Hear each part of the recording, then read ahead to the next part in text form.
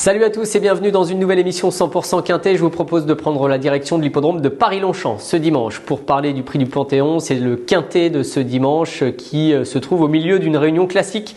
La réunion des poules d'essai, des poulains, des pouliches, du prix Saint-Alary. Vraiment, on a un très joli programme ce dimanche. Sachez également que cette émission est réalisée en partenariat avec le PMU qui lance depuis quelques jours maintenant son nouveau pari sur PMU.fr. C'est le Big 5. Il faut trouver 5 gagnants dans une réunion et dans 5 courses différentes, facilement identifiables avec le nouveau logo. On va évidemment essayer de vous introduire dans cette réunion et surtout de vous aiguiller vers quelques-uns des gagnants de la réunion. En tout cas, nous, on va s'intéresser au Quintet et il faudra être bien inspiré d'ailleurs pour trouver la bonne combinaison. Les partants de ce Quintet, tout d'abord, on fait une première passe, donc 2500 mètres corde à droite sur la grande piste pour ce prix du Panthéon. Et des poulains pour commencer que l'on connaît, Abondant, tout en haut de tableau, 42 valeurs, Stallone, Louvagny, Joey Up lui a 5 ans, il sera au départ avec sa stalle numéro 4 pour Julien Carayon et Jérôme Moutard en selle, Utamaro, la fille du Sud, Thunder Speed, une vieille connaissance déjà dans cette catégorie, Maoto Rigold au contraire a peu de courses au compteur mais déjà un joli palmarès, Berkane le numéro 9, Toran Shamam le numéro 10 et puis on passe à la seconde moitié du tableau ensuite avec Centurin le numéro 11, Flatten the Curve, Meikis, Aljana et si tu me le demandais, un joli programme. Ils seront 15 donc au départ de ce Quintet qui se disputera, je ne sais même pas si je vous l'ai précisé, à 15h15. On va faire le papier ensemble dans notre prochaine rubrique.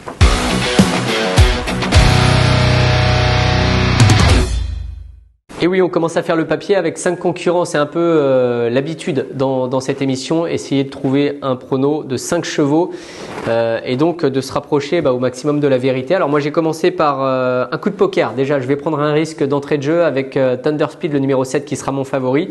Pourquoi ? Puisqu'il a de l'expérience, ce Thunder Speed dans les quintets. C'est 14 courses pour une victoire et 7 places. C'est quand même un très joli ratio de 57% de réussite dans les 5 premiers. Dans les quintets pour l'entraînement donc de Christophe Ferland et la monte cette fois de Maxime Guyon, le numéro 7 dans les stalles. Numéro 7 également sur le programme, c'est anecdotique mais je le souligne, 58,5 kg, 38,5 de valeur. Voilà, Thunder Speed, on va le retrouver aussi en image puisque le cheval a relativement peu couru, on va dire depuis le début de l'année. Sa dernière course avait eu lieu à Saint-Cloud. On va le regarder tout à gauche de l'image, l'extrême gauche avec cette casaque grenat et gros vert, la casaque de Jean-François Gribaumont. Porté déjà par Maxime Guyon, il y avait 9 contre 1 ce jour-là pour Thunder Speed, il allait terminer 7ème. Et je trouve aller refaire quand même beaucoup de terrain dans la ligne droite sur des chevaux de qualité comme Rudy des Irlandais en mauve qui allait s'imposer avec Olivier Pellier, London Royal 2ème, Dourian qui a gagné son quintet ensuite à Longchamp et 3ème dans cette épreuve. Et Thunder Speed, vous le voyez tout à l'extérieur, gagne du terrain, grappille des mètres sur les premiers et se comporte très honorablement jusqu'au bout. À noter que Toran Shaman terminait 12ème dans cette épreuve et sera au départ de notre quintet dominical. Donc voilà, un premier risque de mettre ce numéro 7 en tête du prono. Ensuite, je vais m'intéresser à une candidature disons qui saute aux yeux quand on fait le papier, c'est le numéro 3 Louvagny. Louvagny, c'est un concurrent entraîné par Michael Delzangle, Gérald Mossé, le numéro 12 dans les stalles. Vous allez me dire, ça fait un petit peu à l'extérieur, mais j'ai beaucoup aimé sa dernière tentative, c'était sur l'hippodrome de Paris-Longchamp et on va le revoir en image maintenant. C'était le 20 avril dans le prix de la Comédie Française, une classe 2. La distance était de 2250 mètres, donc à 200 mètres près, on est à peu près sur les mêmes standards. Et ce jour-là, le cheval allait se classer 7ème. Alors le terrain était souple, certainement un peu plus souple dimanche à Longchamp. Il y avait 5,80 € au niveau de la cote, donc il y avait de la confiance. Le cheval avait correctement couru, je le trouvais jusqu'au bout avec une action intéressante. C'est la casaque que vous connaissez bien, blanche et toque violette de Gérard Augustin Normand qui vient à l'extérieur de la piste. Abondant en blanc et bleu était 3ème plutôt le long de la corde. Il résistait bien jusqu'au bout avec Stéphane Pasquier. La victoire revenait à Ecus Vincit qui cherchait sa course. Le petit Prince Sadi était 2ème. Abondant donc 3ème, électron libre. Joey Up était plutôt au centre, toque blanche 5ème. Louvagny 7ème et si tu me le demandais, se classer 8ème. Donc voilà, j'ai trouvé que ce jour-là, Abondant courait très bien, mais que Louvagny avait aussi beaucoup d'actions jusqu'au passage du poteau et que maintenant qu'il avait cette course dans les jambes, ça allait certainement être un petit peu mieux pour le quintet de dimanche. En tout cas, c'est une candidature qui, moi, me plaît beaucoup. Je le mets en deuxième position et donc je l'associe en quelque sorte à Abondant, le numéro 1, que je place troisième, puisqu'Abondant, on vient de voir sa course qui a été très bonne à Longchamp. C'est aussi un cheval sur lequel on peut compter depuis le début de sa carrière, puisqu'il a couru à 10 reprises pour 2 victoires, 8 places dans les 5 premiers et donc 100% de réussite aux balances depuis ses débuts, ce qui est assez appréciable dans cette catégorie. Il a un numéro 14 qu'il place à l'extérieur de la piste au moment du départ, mais on peut considérer que c'est l'un des chevaux de classe de cette épreuve puisqu'il a la plus haute valeur, 40 de valeur, l'entraînement qu'on ne présente plus de Pascal Barry, la monte de Stéphane Pasquier qui sera forcément un atout. Donc voilà, ce numéro 1 doit figurer, je pense, en bon rang dans votre sélection. J'ai parlé d'un profil assez attrayant au niveau du tableau des partants tout à l'heure en préambule, celui de Matteo Rigold, alors qui à l'âge de 4 ans a peu couru, 6 courses seulement, 2 victoires, 3 places qui sont des places sur le podium et donc 83% de réussite. Alors non pas dans les 5 premiers comme j'ai l'habitude de vous présenter certaines stats, mais là dans les 3 premiers. Donc c'est quand même une des stats qui tiennent la route, je trouve. 38,5 de valeur, une corde 2 qui sera probablement un avantage. Fabrice Véron en selle. Je suis assez optimiste pour Matteo Rigold, le numéro 8. Et donc on va la revoir lors de sa victoire, alors qu'il n'était pas une victoire facile vraiment au niveau des écarts le 4 avril sur l'hippodrome de Fontainebleau, mais c'était quand même le jour de sa rentrée dans le prix du Bois de la Commanderie. Il y avait 2600 mètres à parcourir ce jour-là, donc on est sur les mêmes standards au niveau de la distance.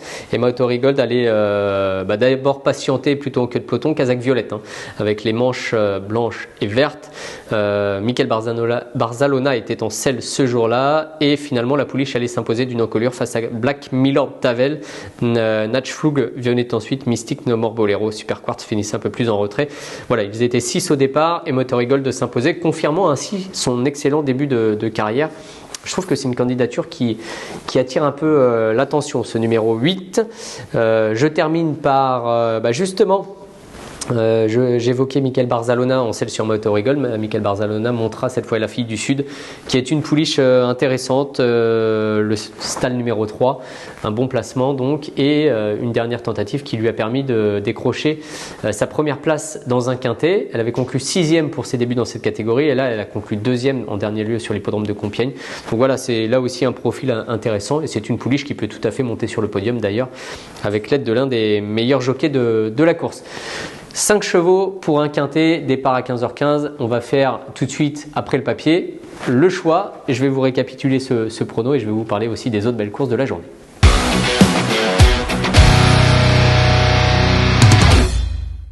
Et donc on conclut, et ce qui me permet de vous rappeler que cette émission a été construite en partenariat avec le PMU, qui lance, je le répète, mais c'est important, son nouveau pari, le Big 5, depuis quelques jours sur son interface web pmu.fr. Un Big 5 où le concept est assez simple, 5 courses où il faut trouver les 5 gagnants avec un seul rang de rapport. Est-ce que vous allez être suffisamment inspiré pour décrocher le Big 5 ce dimanche? La question est toute posée. Je vous repropose mon prono pour le quintet en 5 chevaux, donc le 7 Thunder Speed, le numéro 3 Louvani, l'As Abondant, qui font partie des pièces maîtresses de cette course à mon sens. Le numéro 8 Matteo Rigold, là c'est plus pour tenter quelque chose, et je termine avec le numéro 6, donc la fille du Sud.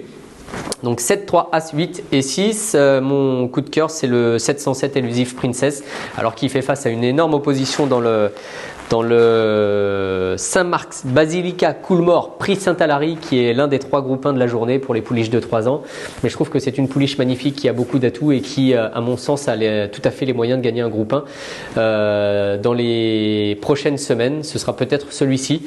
En tout cas, elle fait face à une opposition terrible avec notamment Jeanne Arose qui est l'une des très très bonnes pouliches de cette génération des 3 ans en France. Donc attention à Jeanne Arose, mais surveillez surtout Elusive Princess au départ de ce Prix Saint-Alary.